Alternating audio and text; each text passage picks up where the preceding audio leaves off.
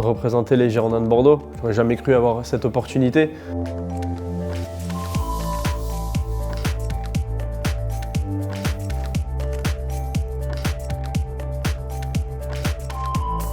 Une fois qu'on est capitaine des Girondins, on a envie de le rester le plus longtemps possible.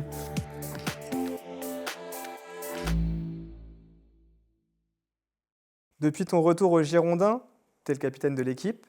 Tu saurais encore jouer sans le brassard au bras?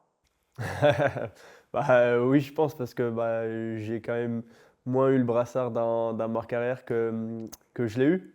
Mais c'est sûr qu'une fois qu'on a le brassard des Girondins, forcément, on a envie de le garder parce que c'est quand même quelque chose d'important.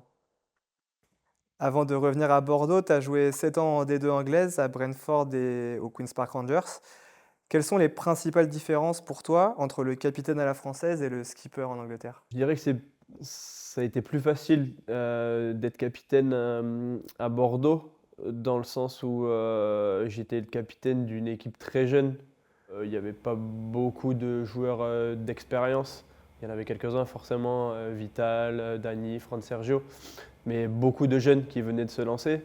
Et d'être en plus quelqu'un du cru, c'était assez facile pour moi d'essayer de tirer tout le monde vers le haut. En Angleterre, c'est différent. J'ai jamais connu de groupe très très jeune où le seul groupe très jeune que j'ai connu, c'est quand moi-même je suis arrivé en Angleterre et j'avais pas encore du tout l'aura ou quoi que ce, ou les épaules pour être un capitaine.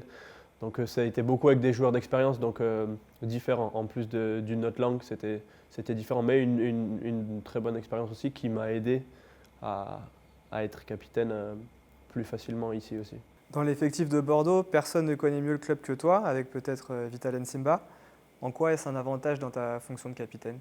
Déjà, comme tout le monde sait, depuis tout petit, avec Vital, on est d'ici, on est de la ville, on est passé aussi par le centre de formation. Moi, j'ai fait 7 ans au club avant de partir et de pouvoir revenir. Donc, j'ai déjà un peu une expérience au club. Je sais comment le club fonctionne, même si depuis, tout l'organigramme a changé.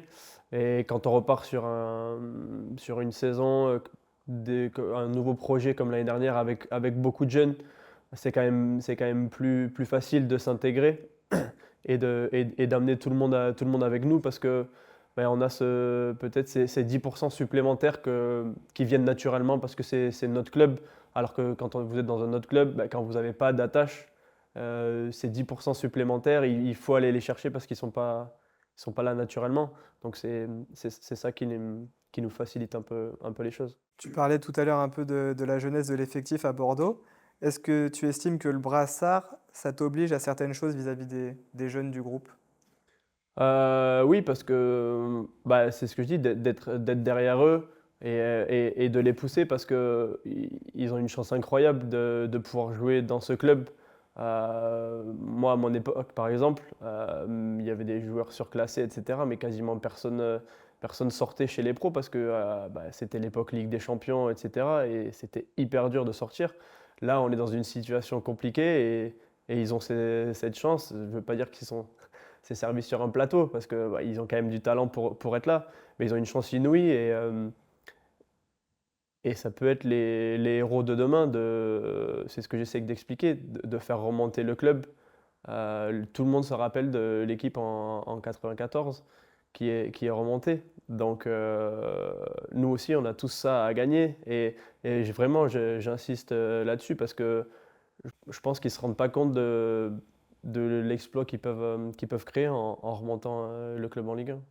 Et est-ce que le brassard de capitaine fait que certains coéquipiers viennent vers toi pour te parler de problèmes perso ou de choses hors foot? Oui, ça m'est arrivé un petit peu l'année dernière, cette année un peu moins, mais voilà, comme j'ai expliqué à quelques jeunes, je suis un capitaine, mais je suis aussi un coéquipier, je suis un père de famille, donc j'ai plusieurs casquettes entre guillemets, et je ne suis pas le seul dans le vestiaire. C'est pareil avec Vital, c'est peut-être même lui qui prend plus ce rôle que moi, et pour moi c'est le meilleur des vice-capitaines parce que on se complète et des fois ça peut être une tâche lourde aussi d'avoir beaucoup de responsabilités et c'est bien de savoir qu'il y a quelqu'un aussi sur qui je peux compter. Et pour remonter un peu dans le temps maintenant, Est-ce que tu te souviens de la première fois où tu as été désigné capitaine d'une équipe?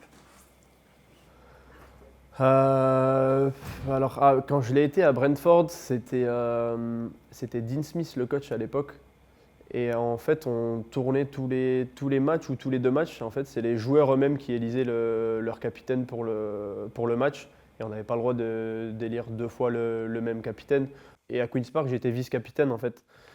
Et période après Covid, bah, j'étais capitaine parce que le capitaine était en fin de contrat et il jouait plus, il voulait pas prendre le risque de jouer. Donc c'est pour ça que j'ai été capitaine. Et pareil, la dernière année, j'étais vice-capitaine aussi. Et à chaque fois que le capitaine jouait pas, comme il était plus âgé, il jouait pas tous les matchs non plus. C'est moi qui avais aussi le brassard et c'est un rôle que j'ai apprécié. Ouais. Et pour toi, Johan, c'est quoi un bon capitaine? Un bon capitaine, déjà, pour moi, c'est quelqu'un qui donne l'exemple sur et en dehors du terrain. Et moi, je suis plus un capitaine qui veut vraiment toujours encourager. Euh, mes coéquipiers le savent, quand je crie, c'est jamais pour rabaisser quelqu'un, c'est toujours pour aller chercher le meilleur. Voilà, je te dis, pour encourager, pour pousser à faire mieux. Quand quelqu'un rate quelque chose, je vais toujours l'encourager, de dire que c'est pas grave, que ça ira mieux la prochaine fois. Et quand quelqu'un fait quelque chose de bien, là, j'essaye de vraiment être derrière pour lui dire c'est bien, continue. Et, parce que moi, je fonctionne comme ça aussi. Quand quelqu'un vous fait une éloge, forcément, vous avez envie de faire plus. Et je pense que mon rôle de capitana à moi, de par l'expérience que j'ai et les joueurs, les jeunes joueurs qui sont à côté, je pense que c'est, de mon avis, la meilleure solution. Et j'ai toujours été comme ça et j'ai pas prévu de changer. Est-ce que l'on se concentre plus facilement sur son jeu lorsqu'on n'a pas le brassard et qu'on doit penser juste à ses performances? Oui, oui, parce que bah, j'ai été pas capitaine aussi.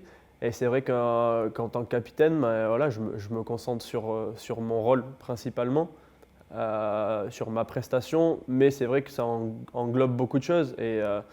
Et voilà, j'analyse souvent dans le match, voilà, si quelqu'un est moins bien ou si quelqu'un est bien, de voilà, toujours avoir les mots justes. Et quand on n'a pas le brassard, ouais, c'est pas que je me sens obligé de le faire, mais quand on n'a pas le brassard, ouais, on peut se dire, bah, il y a le capitaine qui peut être là pour faire ça, et on est plus préoccupé sur soi-même. Après, ça vient avec l'expérience de ne pas tout mélanger, parce que si on veut mettre d'abord le rôle de capitaine en oubliant sa propre performance, ah, des fois ça ne réussit pas toujours, donc il faut faire attention. Et on perd le brassard. Voilà, aussi. Parmi les différents capitaines que tu as pu avoir, ou même ceux que tu as pu voir à la télé, est-ce que tu as des modèles? Des modèles, alors ça va étonner, et ça va peut-être étonner du monde, je ne dirais pas que c'est mon modèle, loin de là en tant que joueur, mais j'aime beaucoup l'attitude de Jordan Anderson. J'aime beaucoup sa façon de faire en tant que capitaine. Après, j'ai adoré un capitaine à Queen's Park que j'avais, c'était Lee Wallace, qui a fait une grande carrière en Écosse, notamment au Glasgow Rangers. Et voilà, c'était quelqu'un de très positif, mais qui connaissait le football à n'en plus finir. Et c'était vraiment, j'ai énormément appris de lui. Et au-delà des encouragements, que ce soit sur des causeries ou d'autres petites choses, est-ce que tu as pioché des trucs que tu as vus à droite à gauche? Bah, j'ai essayé de pas piocher, surtout plus que de piocher, parce que j'ai eu des capitaines un peu plus durs, alors là, qui allaient crier dessus sur une passe ratée, etc. Et personnellement, je ne vois pas l'intérêt, je ne vois pas le bénéfice que ça peut apporter de crier sur un joueur qui a raté une passe, à part peut-être plus le tétaniser qu'autre chose et lui mettre la pression sur le ballon d'après. Donc c'est plus des analyses négatives que j'ai pas voulu retenir. Et j'ai surtout essayé de ne pas faire ce que certains faisaient que j'ai pas forcément aimé. Il y a quelques années, tu étais en équipe de France de jeunes et tu as eu pour capitaine un certain Paul Pogba. Il était comment dans ce rôle-là? Il était comme il est aujourd'hui à la télé, même si bon, forcément aujourd'hui c'est un peu compliqué pour lui, mais il est comme tout le monde le connaît. Voilà, déconneur, toujours le sourire, toujours en train de sortir des blagues. Moi je l'ai vu qu'une fois, mais je ne l'ai pas trouvé changé à mes 18 ans où maintenant c'est un mec à la joie de vivre et qui tire tout le monde vers le haut. Donc chapeau à lui de pas avoir changé. Dans cette fonction de capitaine, qu'est-ce qui te plaît le plus et qu'est-ce qui te plaît le moins? Euh, Qu'est-ce qui me plaît le plus? Bah déjà, c'est de représenter les Girondins de Bordeaux. C'est quelque chose que j'aurais jamais cru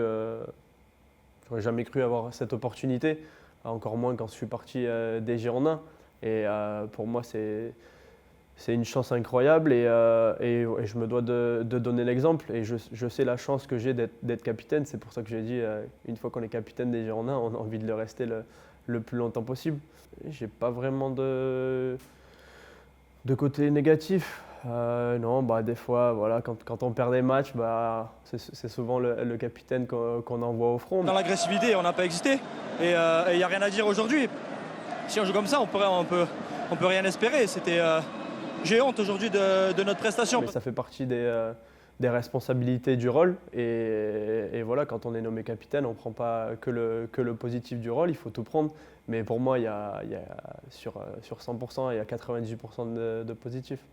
Pour terminer, en 2014, quand les Girondins ne t'ont pas proposé de contrat pro et que tu es parti du club, si on t'avait dit que 10 ans plus tard, aujourd'hui, tu serais le capitaine de Bordeaux, qu'est-ce que tu aurais répondu? Impossible.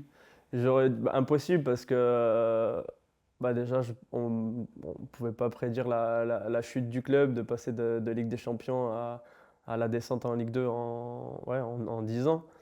Et, et parce que une fois que j'ai pas été gardé, j'ai mis plusieurs semaines à avoir un coup de fil de Niort, là où je suis allé. Et donc, pour moi, là, à ce moment-là, le foot, c'était vraiment un gros point d'interrogation dans le sens où comment je vais réussir à faire une carrière maintenant que je suis pas à Bordeaux. Donc, aucun moment, j'aurais pu dire oui, oui, ça va arriver. Impossible.